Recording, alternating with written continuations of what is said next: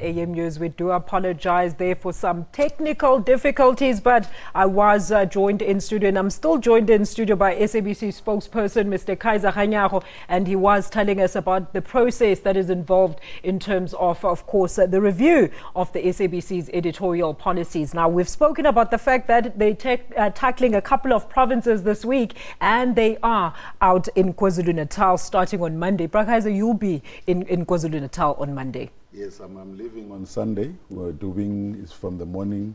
We'll be in town. We're doing at the University of KwaZulu-Natal. Oh, nice. And then from there, we will be going to other areas of the province. Including Richards Bay and so on, because we've got to go as far from town as possible so that we can engage a lot of people. Okay. Whereas the other teams, for example, will be doing, I think the Western Cape one will start with Parliament, where they will meet with a lot of political parties. And then so they also have a say? Yes, and then we also do Khayelitsha, we also do Somerset West. It's a lot of traveling within a very short space of time. All right, and then those views, please just remind us again, how effective are people's views, and are they really going to be used when it comes into the new editorial policy? No, definitely they are very effective. The SABC is a public broadcaster. Yeah. It represents all the people of South Africa. True. And that is why we are not giving priority to political parties or groupings, business groupings. Everybody is equal in as far as this process is concerned. Their views are going to be taken seriously, and we are going to then have a team of specialized people who will look into them and make a document out of it. And that document will be the Bible that you will have to use for news, for religion, for languages, and so on. And so people go, for example, talk about the language used on radio. Yeah. They then say, but you are having an African languages radio station that speaks English. Because people in between, they don't speak pure Sepedi or pure Zulu because of the fact that they try to acclimatize what is happening. That's true. When we have got English radio stations, we can go and use English there. And those are the things that we have to look at. And it's very important. And when you sit there and listen to the people and the passion that they come with, you then realize that we have got to do a lot of service for the people of South Africa. Kaiser, I mean, why is it important in particular for the people to go out in their numbers and have their say when it comes to this editorial policy? No, it is very important because tomorrow they are the ones, if they don't come and give their say in these public hearings or write to us, whatever, tomorrow they'll be the one complaining.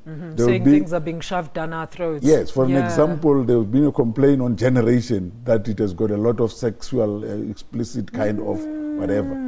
If they don't understand what happens, they don't understand that we warn them, they don't understand what we mean when we say PG-13 or PG-16, what that means. Therefore, they are going to complain. But when they come to these sessions, we also use it as an opportunity to educate them about what we do and how we do it. And then, Kaiser, maybe just to explain to the general public, what role will then ICASA have when it comes to the new editorial policy? And SABC as an organization, what happens to our organizational policies then? Yes.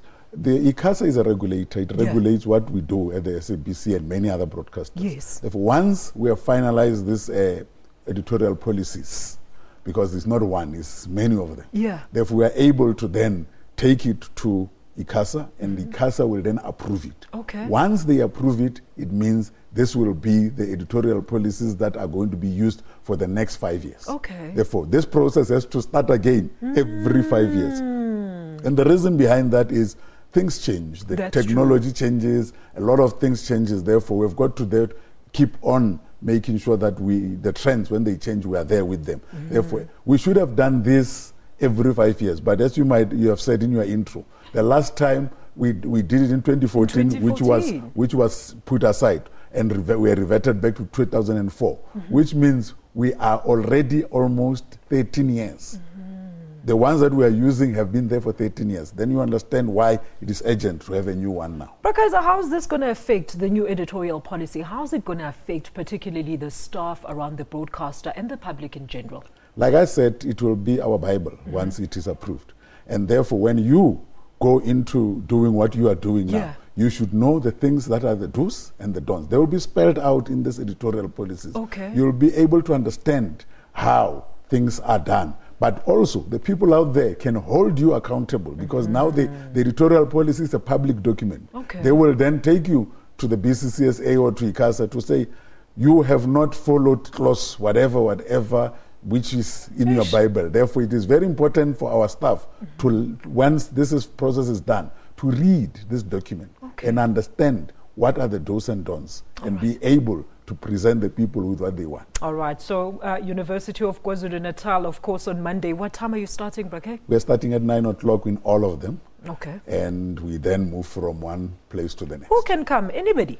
Anybody who feels that they have something to say, they can come, because people come with different views. Yeah. We have got, like I said, religious people who come, the associations that are there. We have got everybody, musicians, ordinary individual musicians who would come. Like somebody was saying to me when I was driving here today, yeah, are presenters allowed to be managers of musicians, for example? Things like that, we engage with them. Okay, all right. So it would do you absolute good to go out there and, of course, have your say in what the SABC editorial, new SABC editorial policy should be. That was SABC spokesperson, Mr. Kaiser Kganyago, telling us about some of the things and the places that they're going to be going to, of course, to try and engage with you, our viewers, in terms of trying to rewrite the editorial policy.